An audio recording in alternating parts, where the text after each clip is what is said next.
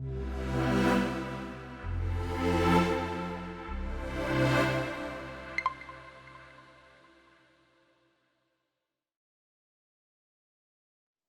everyone.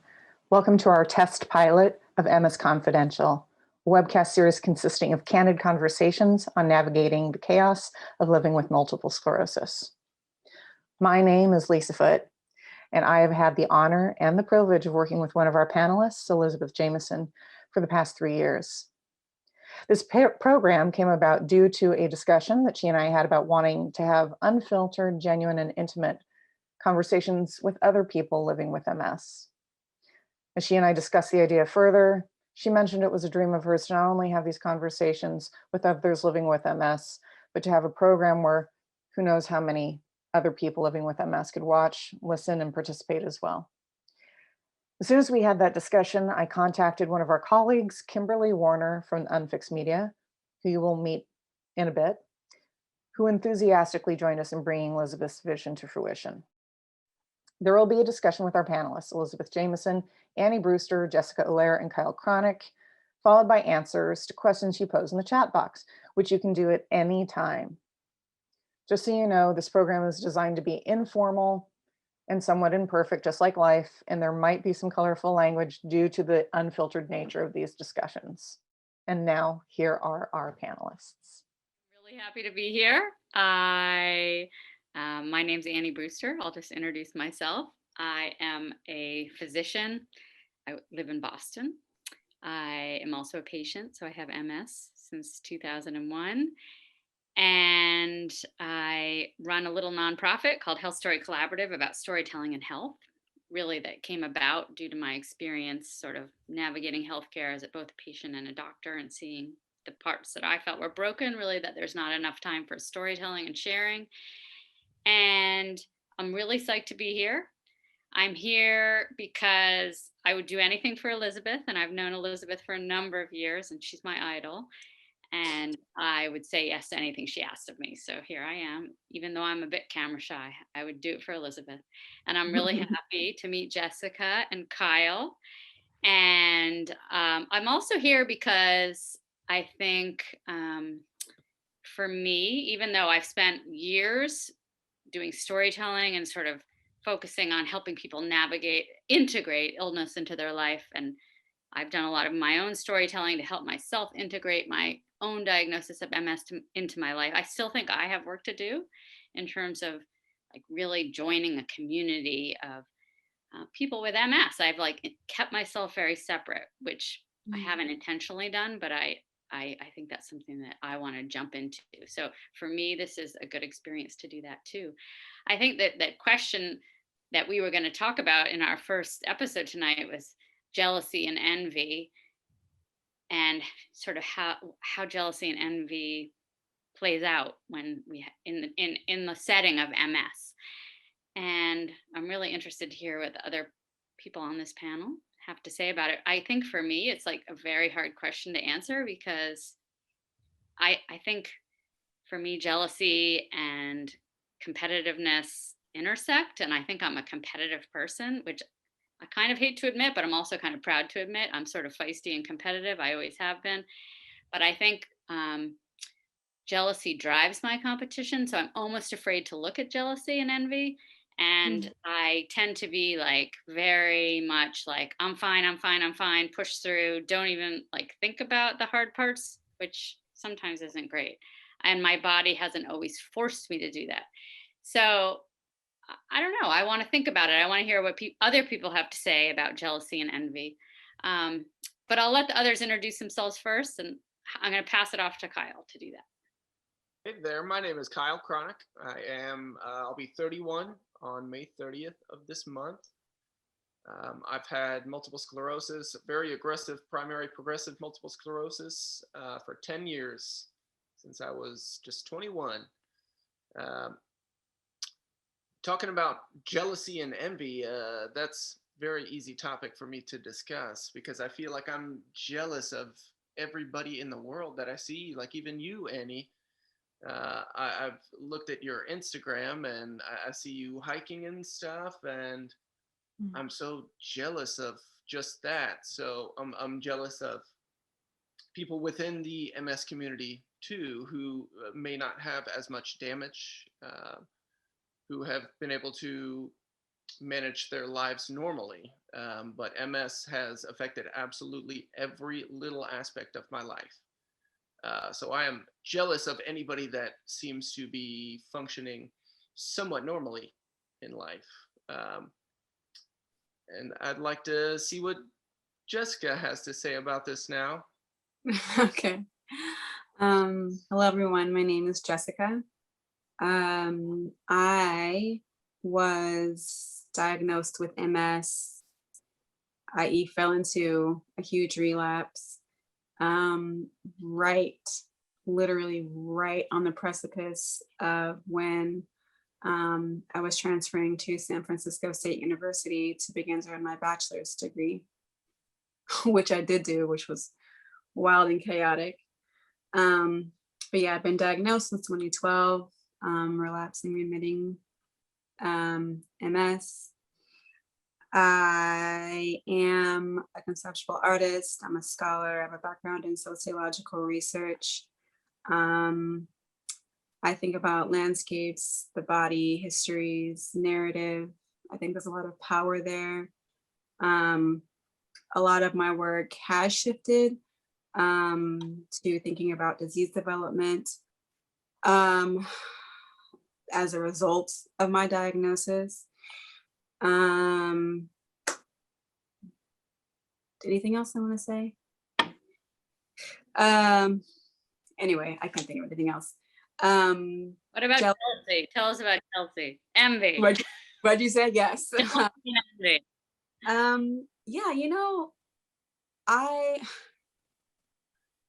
have found, specifically since I've been diagnosed, something that I've done successfully and unsuccessfully or whatever, is I've tried to like walk in gratitude and do that thing.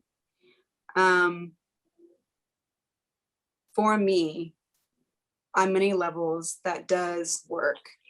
But I also have found that it may not be as productive because I ignore a lot of truths of the reality that I am very envious of people who are not living with a chronic illness. You know, I am very envious despite certain things happening in my life. I'm jealous that many people in this world don't have to think about what feels like everything when it comes to a chronic illness. And even like the small things, you know, there was a long period of time where it was literally painful to walk. And now that's not part of my story, but I'm just like, y'all don't even know like what that's like not being able to do these things that so many people can do. And I'm just envious that so many people don't have to carry all of the layers of the reality of living with MS. And that does, I am deeply envious of that. So that's my short little opening. And I will now pass it off to the amazing Elizabeth Jameson. I'm Elizabeth, and my short bio, I was a former civil rights lawyer when MS interfered with my career. And because I could no longer be a civil rights lawyer, I became an artist. So then I became an artist dealing with my MRIs and the brain until I could no longer be an artist because my MS interfered with my being an artist. So I am now a writer, and which I don't like as much, but I'm really glad to write. And I wanted to participate in this program because I'm really, really curious about how we survive and thrive with this very encompassing, dramatic, I think, illness. And how do we survive? How do we live? And I need to know from all of you how you survive.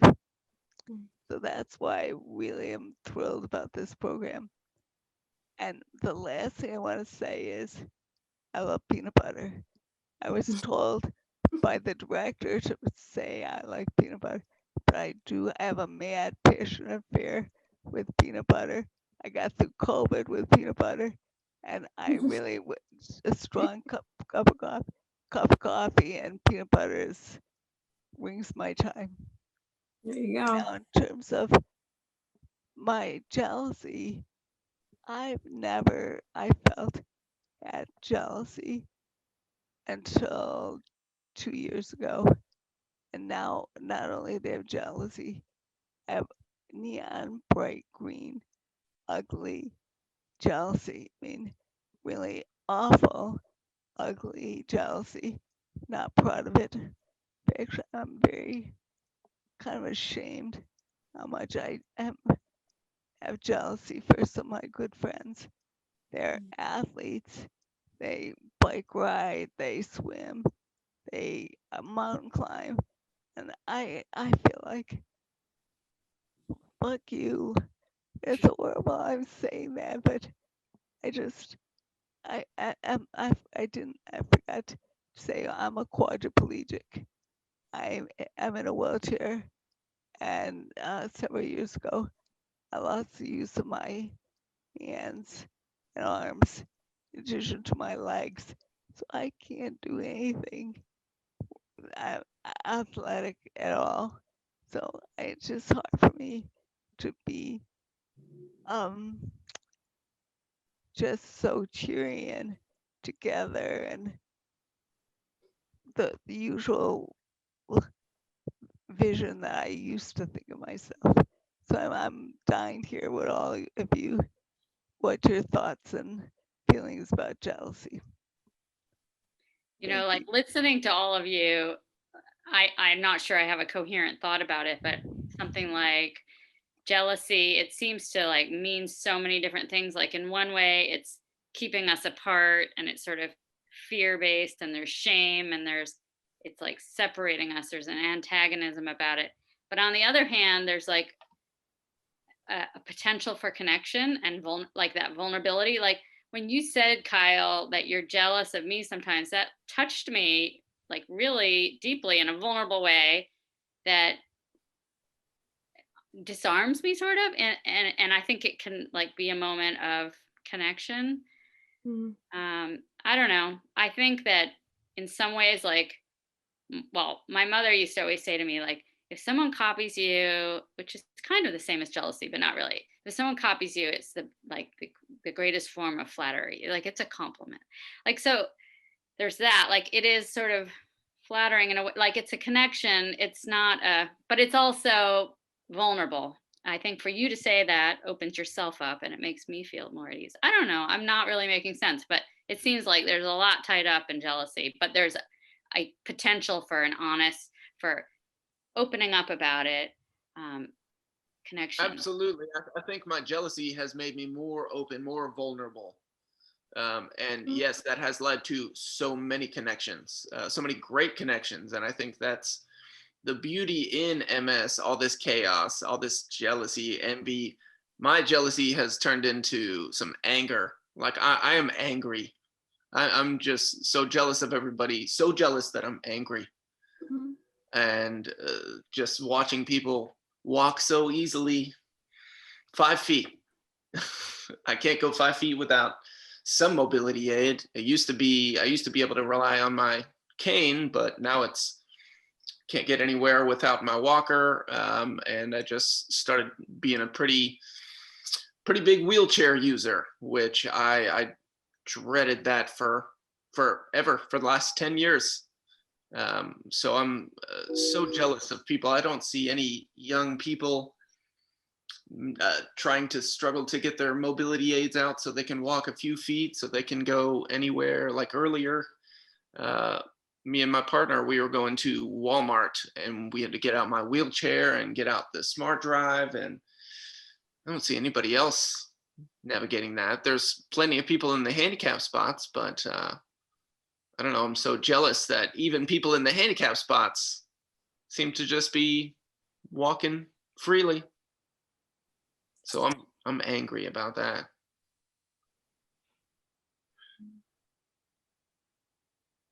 I I can top. right. No, go ahead, Elizabeth. Go ahead. I was gonna say I can top you, Kyle, because I'm jealous of holding a cup of coffee. Nothing I'd like to do better than not having someone feed me coffee. So I'm, on the other hand, I think I'm jealous the way you're jealous. I'm jealous of my friends who spend the entire day bike riding and they come back in a great mood. I'm not in a great mood, but I feel strongly I need to take joy in the joy of others. Yeah. That's really critical. But sometimes I just want them to be as interested what I've done that day, which generally they want to talk about their wonderful day, and I'm thrilled that they had a wonderful day, and I want to know all the details, but I don't know, it's just hard, getting harder. I personally don't know what to do with it. You know, we all have these different experiences, lived experiences with MS, which are specific to our lives. And we all seem to, not maybe all of us, but you know what I mean, experience this very real, palpable thing that is envy. And I just, like, I try to be solution oriented. But when it comes to this, it's just like, I feel like there's not a solution, you know? I feel like that sounds, for me anyway, it sounds so defeatist, but it's like, I can't get away from MS. I can't get away from neurologists and my doctors and the possibility of more infusions, and We don't get a break. we don't get a break. And you know, it's like, you know, I'm also in my 30s, you know, God willing, like we have a whole like life ahead of us to lead, right?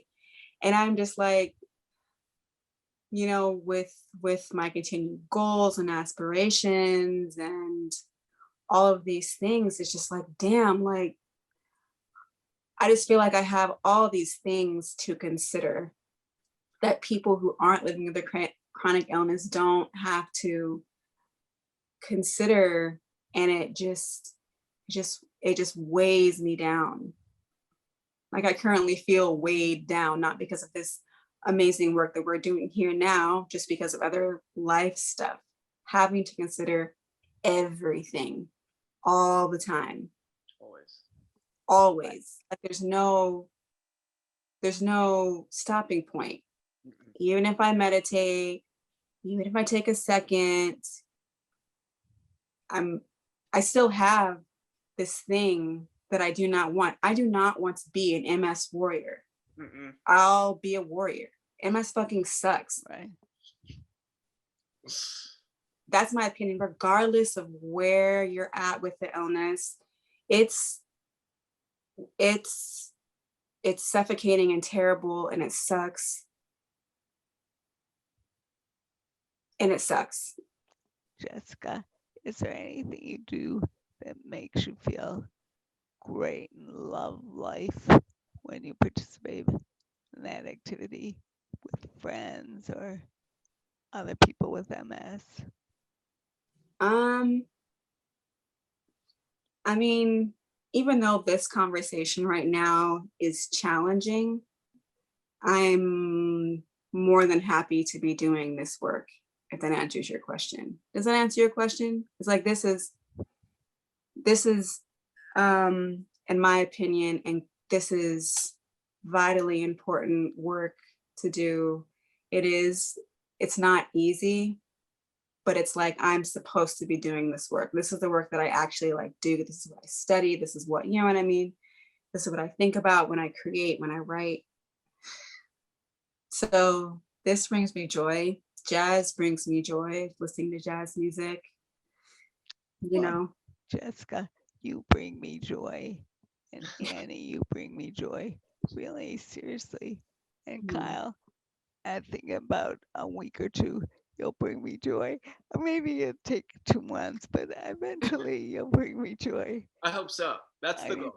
That's what I get joy is from my lifelong companions. Yeah. Definitely. Lifelong meaning maybe a week companion, but Kyle, the few times I've talked with you, I feel like we have this soul connection. And Jessica, I feel when we look at each other, I really feel like we see each other. And Annie, I adore Annie, so it doesn't count.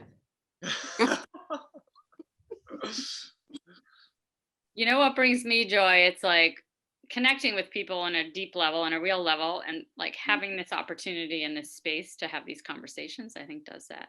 And I think like creating an opportunity to talk about these vulnerable topics, like being angry, which is related to jealousy and feeling envy. It's like that. It disarms all of us, and I think hopefully others who feel that too, just to make us all feel like, okay, we're okay, like it's okay to feel that. But I think my problem is like I go too quick to how can we channel the anger, what can we do, how can we move out of it. Yeah, and so and which can serve me well, but I think I go a little bit too fast to like, let's move through it and let's find something useful and what can we do with it that's productive, instead of just sitting in it, because for me sitting in it is really uncomfortable. But I guess what's that balance? So I need you guys to help push me to sit in it more, I guess, because I'm usually like, okay, so what can we do with the anger that you feel, Kyle? How can you channel that? But that's like too quick. What? How can I channel that? That's what I'm trying to figure out. I do the with this. I do the exact same thing. Yeah. That's what I do, which I don't know. I don't know if I'm saying it's a good or bad thing, but that's what I do. And I don't know. It's like I'm quick. I'm like, what's the solution? I feel sad because I have a mess. Too bad, Jessica. It's not going away. You also can do A, B, and C. So take a deep breath and be thankful. I just like, what's the solution? Too bad, you have work to do. You have a paper due. You have this to do. You have deadlines. And look, like that's what I think I still do, because I'm so used. I'm like, how am I gonna like survive? Let alone thrive.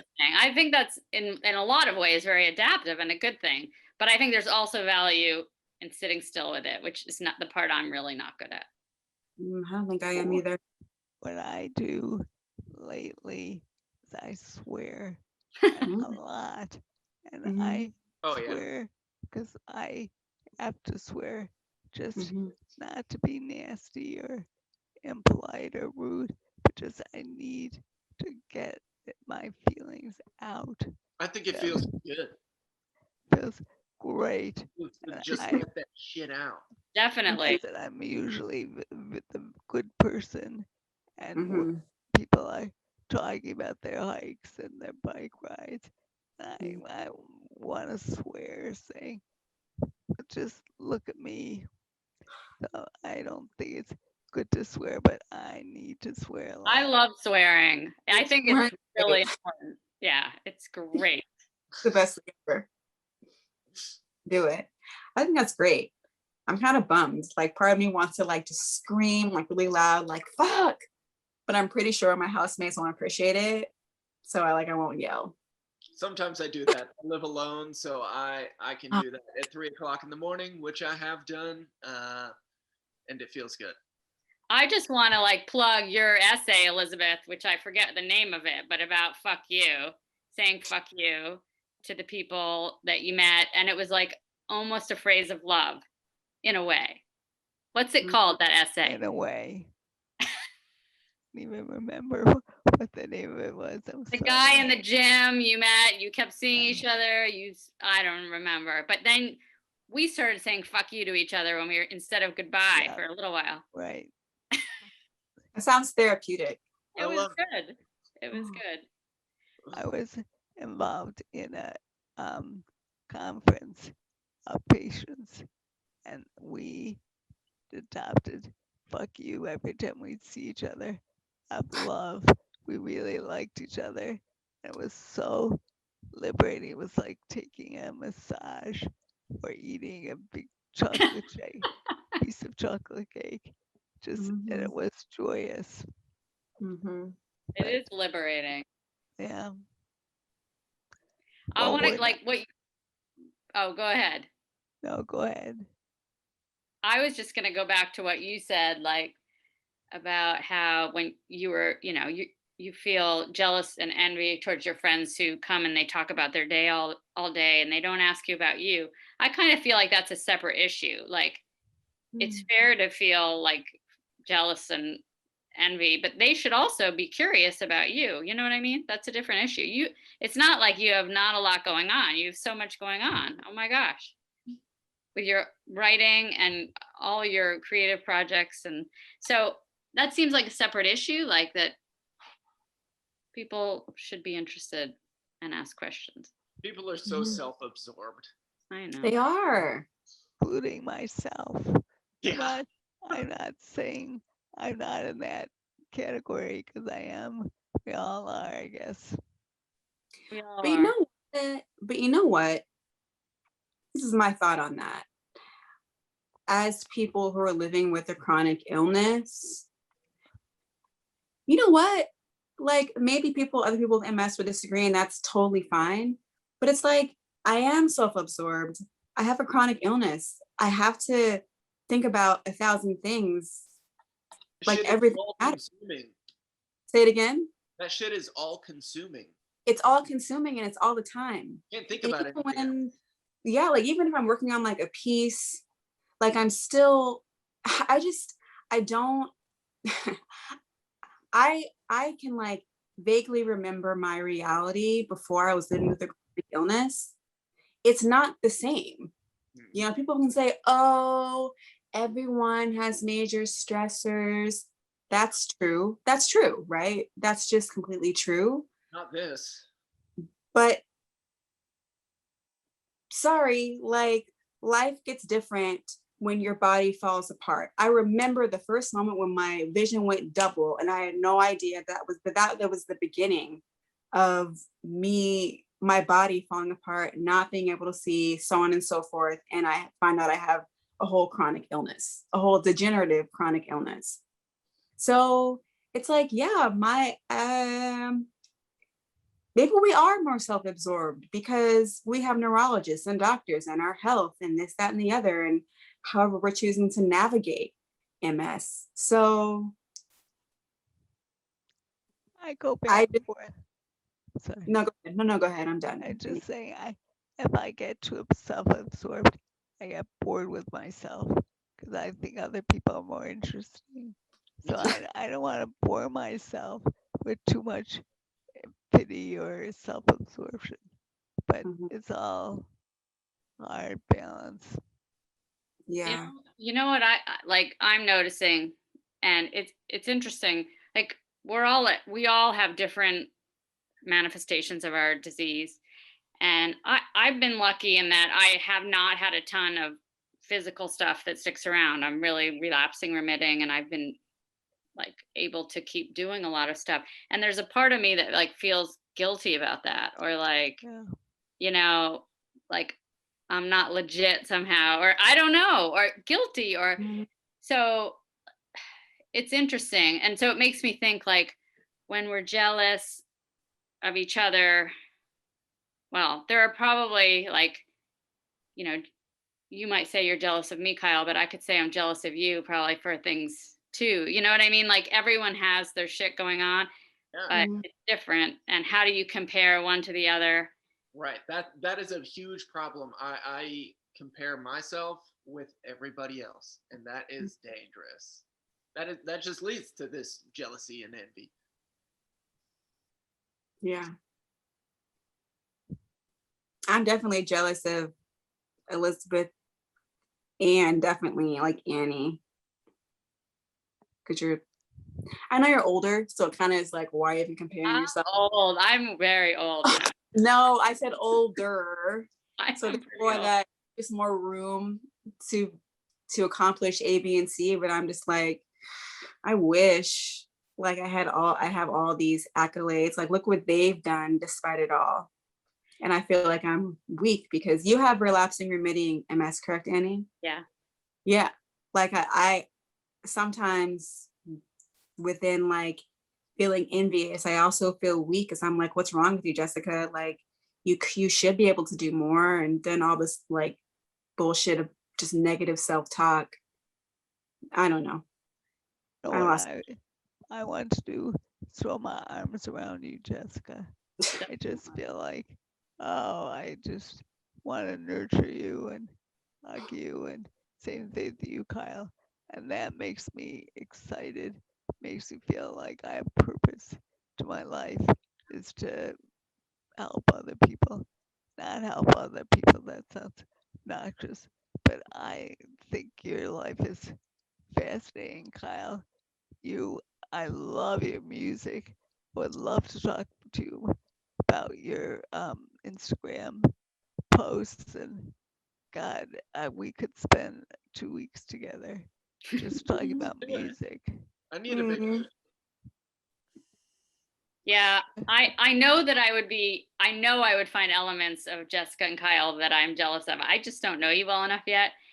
Mhm. It's interesting though, Elizabeth, because I would say there's so much like, would I say I'm jealous? There's so much that I could say I'd be jealous of, but instead, because of who you are, it comes out as admiration. Like I admire, and so that's something that you're putting off that makes me, it's like your humility, you're meeting me where I'm at. I don't feel jealous. I don't, it's, and for me, that's like competition. Like I Yeah. feel like we're in diet, like I don't know, it's not even jealous at all, but it's like I so like you are my idol. I started by saying that, and what you do and your creativity and your art, and it's so interesting to me that it doesn't stir jealousy in me because there's so much that I could be jealous of, but it's because of who you are. Wow. Anyway, it's I actually Yeah. second. I agree. Like I envy. Like it's just amazing and it's admirable. It's Yeah, great. admiration is the word for you. What do you say, Well, Kyle? Admiration is the word for you, Elizabeth. Yeah, I'm- but what I'm doing in my office, my home, is swearing at my best friend who adores me, and I'm swearing like fuck you. I don't want to hear you bike ride and all these vacations, your water skiing. And I don't want to hear it anymore. See, and she's the most important person in my life next to my husband. I'm swearing at her. What kind of person am I? And I know I need to take joy in the joy of others, but oh shit, it's hard for me to do. I'm That can sorry. be tough. yeah. It's hard to be you know, happy for other people all the time. say it again, Kyle. I didn't hear that. It's hard to be happy for other people all the time. No doubt. I think that we should like maybe invite some questions from the audience, because I'd be interested to hear what kind of questions you all have about jealousy and envy. Maybe the first one that popped up here is, does anyone who's close to you try to minimize the moments when you feel envy or jealousy of others? And if you do have people that try to minimize that, how do you handle that? How do you respond to that? That's a good question. I feel I'm ashamed, but maybe I'm turning it into shame because I'm Catholic and I feel like everything's my fault. So when I don't know whether it's my turning it into shame when I want to swear at my best friend, and I feel like my husband says, "Why are you such a jerk, Elizabeth?" And so I immediately go into the shame mode because she's the most wonderful person in the world. But have you told her that have you told her that you're jealous, Elizabeth? No, I think that No. would be interesting. Mm. Okay. I don't know. I'd be curious I'll to know do because it. I I'll think you do it. should. I think you I'll- should. I think that if she's real, she's probably a great person if she's your best She's friend. a wonderful person. Yeah, I She's bet. just- I bet it would like make you even closer. That's my guess. But I don't know. It's Can you reiterate the question? yeah, like does anyone in your life, like when you feel jealous or envious of others and you express that, is there anyone who's close to you that sort of minimizes that and says like, Jessica, get over it, or I don't know, something.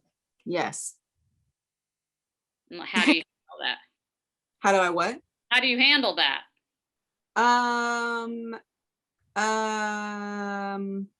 After the minimization happens, I kind of shut down, literally and figuratively. I get angry. You know, I think I do too, but I just feel like I feel so sad and I feel so silenced, and I kind of am already aware that, well, this person doesn't have MS, so they really don't. They don't understand. So that has happened. And and as a result of that, I don't express those things. I don't express it because I'm just like, it hurts to, I mean, in general, it hurts to express something that's honest and true. And then people minimize what you're saying. Like that's already like harsh and unkind and definitely not respectful, especially when you're feeling so vulnerable. And there definitely are times, many times, I would say, with my friends who are amazing, and that I do have envy, but kind of like I said before, I don't. Like, what's the point? What's the point of me saying, "Gosh, I'm so envious of you," because you really don't have to consider the things that I have to consider. Like, what's the point of me saying that? Like what's that gonna give me other than feeling even more broken, wide open and vulnerable? And it's like, what are they gonna do? It's not their fault. What do you think? Yeah. Anytime my issues are minimized, like I said, I get super angry, and then like you, Jessica, I kind of shut down. I'm like, well, I'm not even gonna be vulnerable, and I don't know, because it hurts when that you get minimized, and like it's not a big deal. Like, what's the problem? You're fine. It's okay. So yeah, I just shut down and decide to not express what I'm feeling, which does not help anything. Yeah. I think the one benefit of getting older is like I feel like the people I let into my life close to me get smaller and smaller. Like I get pickier and pickier, but I don't care anymore. I'm sort of like, screw you. If you can't handle that, forget it. I don't have time. And I'm okay with that. Now, that doesn't mean it still doesn't sting, but it's easier for me to be like, I don't have time for that. But it still stings a little, but not someone that I would be really close to. I don't know. All right, here's another question. Does your doctor know how you feel? I guess just in general, or maybe about jealousy, or do you talk to your doctor about feelings like that? No, absolutely not. I don't. They don't care. I certainly don't. No. Terrible, but it's true. It is terrible. Why not? Annie, do you? Do I talk to my doctor? No, which is sad. I just, and I would want my patients to talk to me, but part of it is like the structure of medicine is so messed up, there's not time. But also, like, I don't feel that that's invited when I'm on the patient side. Like, I don't feel my doctor really wants to know. And like, I've been through like 5 neurologists in my life, and I have had a really hard time finding one that's not either just like too researchy and like brilliant and name on every paper, but not people person. Like I like my current one. He's the most down to earth, but it's been hard to find someone who's like willing to weigh like what is important to you as a person versus what is the right choice according to the research of what you should do, which has nothing to do with how I'm feeling.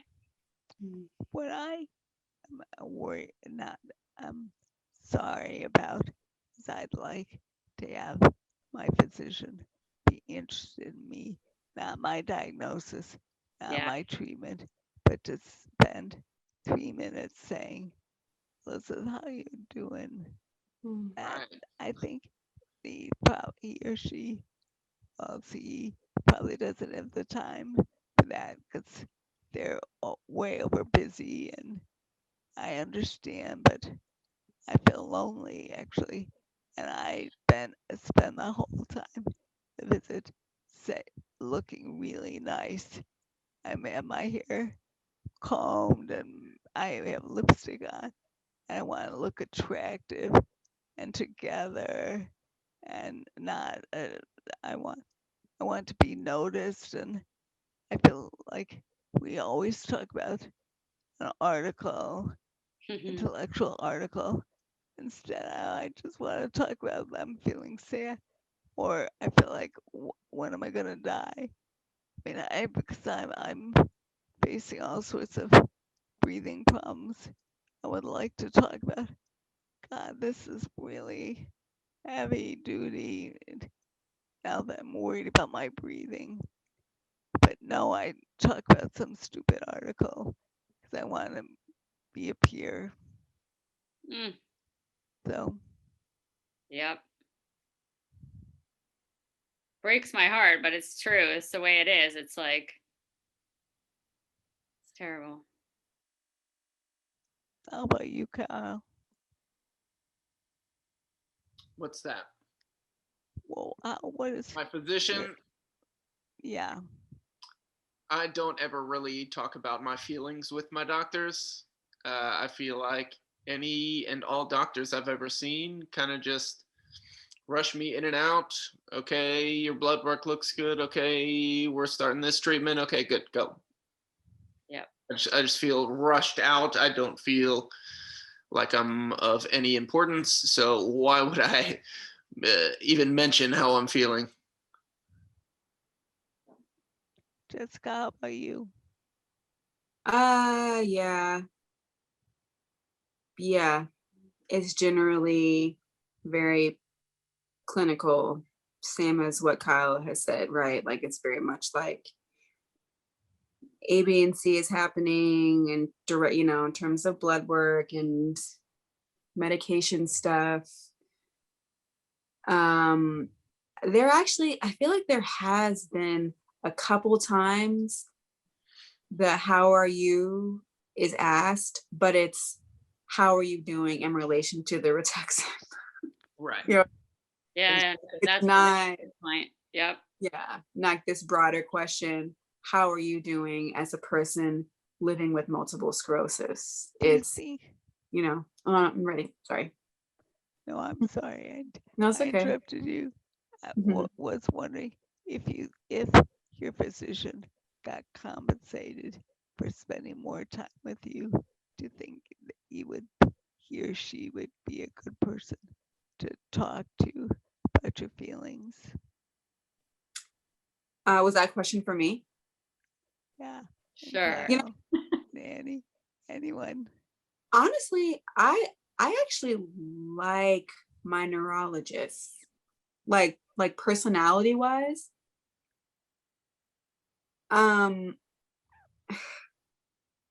Did you asked if he got paid more, would he basically be more personable? Well paid in the best sense of the word. He's overly busy, and if he could slow down and take time to talk about your feelings, would that be interesting to you? Be wonderful to you? Yeah, it absolutely would. It absolutely would. There was one time where I told him directly, I was like, I need you. I need a strong team of doctors, like I need the help. Like I don't, you know what I mean? Wonderful. That's wonderful that So you were able to say that. yeah, like I remember that conversation. I won't like go off and like digress, but I really was like, I need you. Like I need your help. I think I may have said that too. I was like, I wasn't crying or Oh, anything. I'm impressed. I'm Well, impressed that you have that courage. I never do that. I'm missed together, and I feel like part of my problem is my fault, that I'm, you know,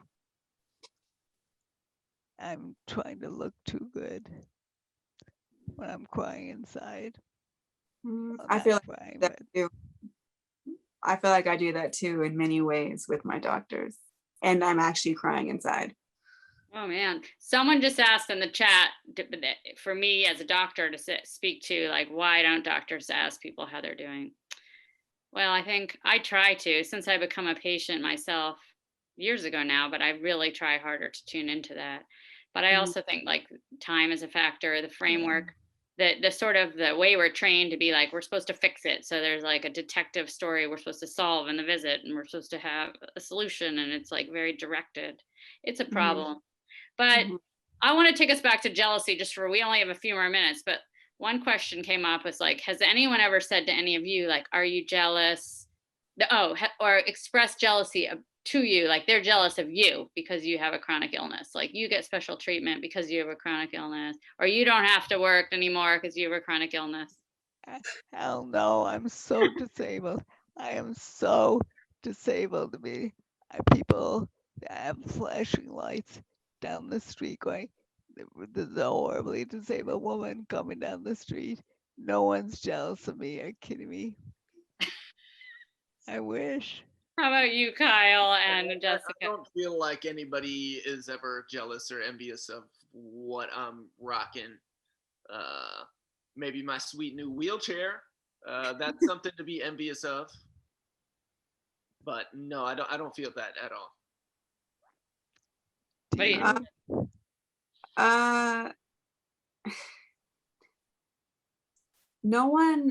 No one has said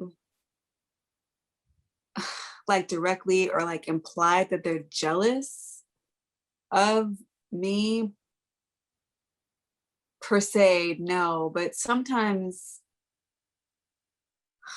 I have received comments of like, well, at least you have this thing, i.e. this thing being MS, and well, this thing,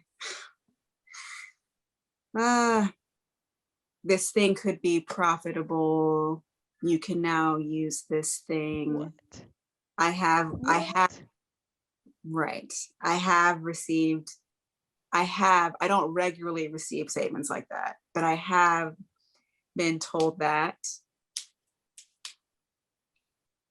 So, and sometimes when people say that I'm so strong and quips like that, I know that they're coming from a kind space and I do appreciate it, but sometimes I'm like, am I? Or am I just someone with a chronic illness who has it? Like, I don't know. I love that response, Jessica. It's so great. Perfect. I don't know. All right, here's our last question for tonight.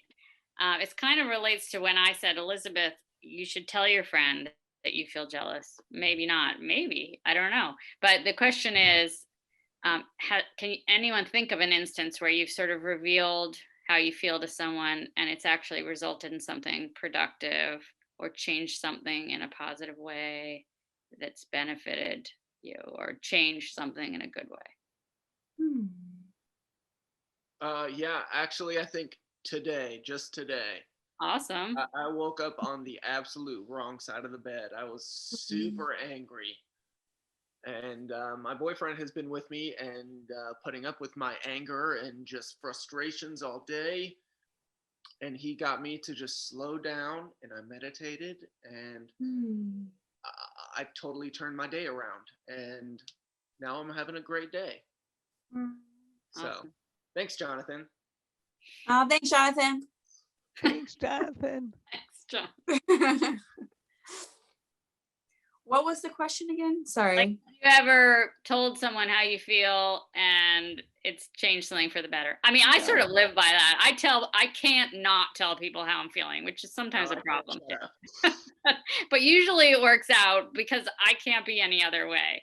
But I have been called a heat-seeking missile by my husband. What does that mean? I like to go after it. Oh, good for you.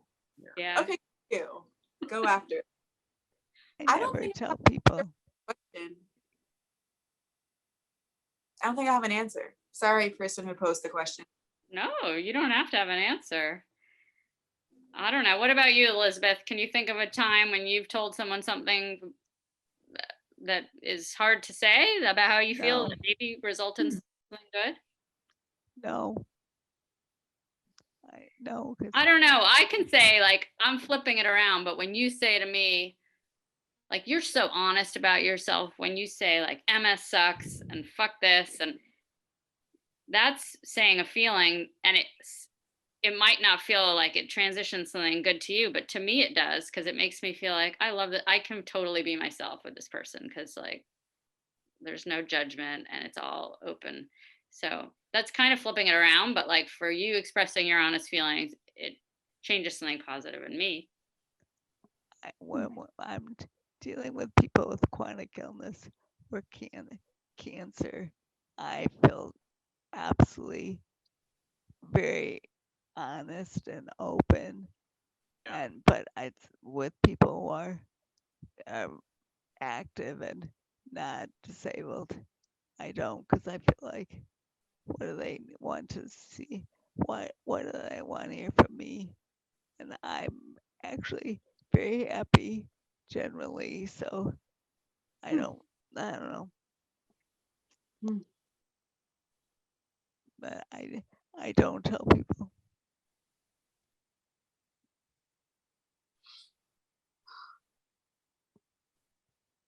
Do you think your art helps people? Ooh. Like, do you think your art gives a message about how you're feeling? Absolutely worldwide. It sends a message.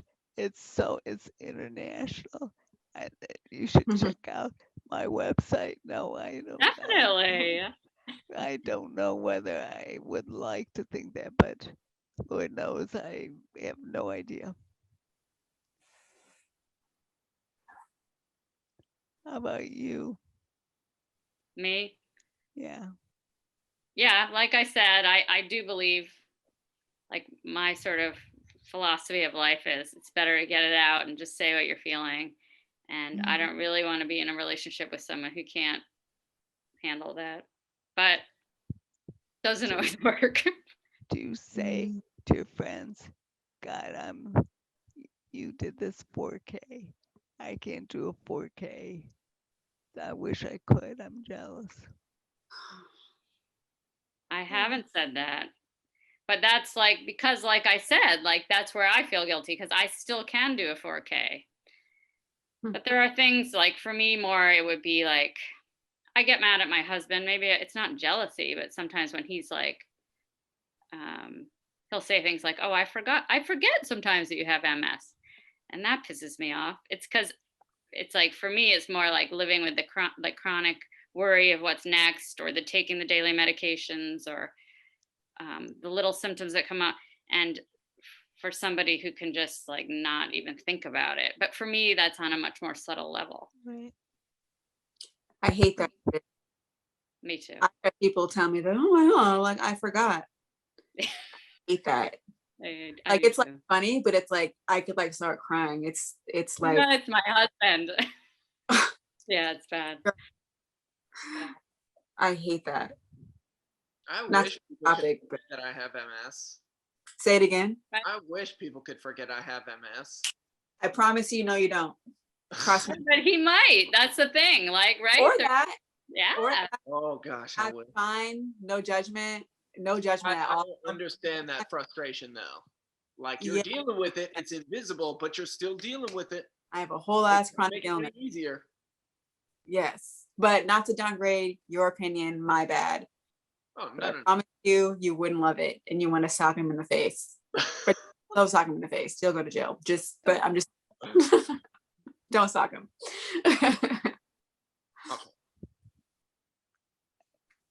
Kyle, I can see you're being very good and correct. You're not responding with your face. Good for you. Oh yeah, am I not? Yes, you're being I, a good boy, and you're being very stoic and like you're a church going person. Oh, I'm so not that. she's gonna get under your skin. Yeah. Yeah, you Yeah. you have a lot to learn about me. See, I want to know more about you. We're gonna You learn. intrigue Oh, me. you're gonna learn. I'll open up. I love your song choices. I Oh, thank you. love your song choices. I haven't been too active lately, but yeah, my song choices are always top of the list. My song choices are all about anger. I never thought I was an angry person. I like the raw singers and slamming the instruments, and I love that. Now we're gonna have to have a session on music, I think, where we I talk. would we love should. that. All right, we'll do it. I think we got to wind it up in a minute. So maybe we're going to hear from Kimberly. But it's been really fun talking to you guys. Yeah. Kimberly, give Am us I a- here? Can you? You're here. Yes. Hello. Hey, Hi, Kimberly. everybody. Tell us we did I'm- good. Tell us we did good, Kimberly. Oh, you did. Angels. Actually, I'm going to read one of these comments here. It says it's to you, Elizabeth, but this is for everybody, all of you panelists, and everybody out there that's watching with MS or any other chronic condition. You remind us that no matter what MS takes away from us, we can always find ways to be relevant and contribute. And in doing that work, there is healing. So no, I'm going to start crying. That wasn't planned, but this is really powerful work. I want to thank everybody for being here with us and contributing in these amazing questions that have come through. Thank you. Thanks, Lisa. Thanks, Kimberly. Thank you. You guys. Thanks, y'all. Okay. Good night. Good night.